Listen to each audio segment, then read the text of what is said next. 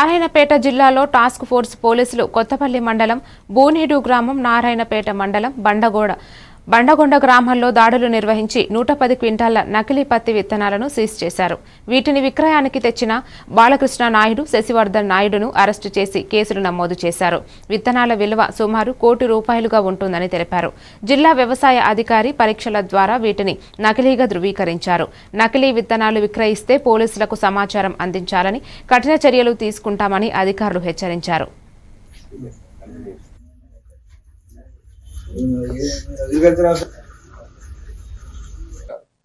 పత్తి విత్తనాలని దాదాపు ఒక 10 టన్స్ అంటే ₹1 కోటి వర్త్ ₹1 కోటి ఇవన్నీ సీజ్ చేయడం జరిగింది. మెయిన్గా దీంట్లో అక్యూజ్డ్ ఇద్దరు ఉన్నారు, బాలకృష్ణ నాయుడు అలాగే శశివర్ధన్ నాయుడు.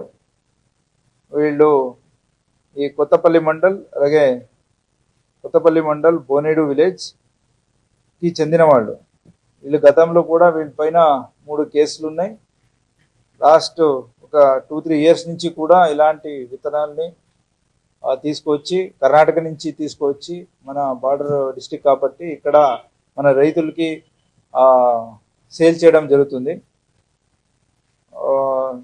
దీని మీదే మన నిఘా పెట్టి ఒక సపరేట్ బృంద తయారు చేసి, ఎందుకంటే స్పూరియస్ సీడ్స్ అనేది మన తెలంగాణ రాష్ట్రంలో నేరం ఉంది కాబట్టి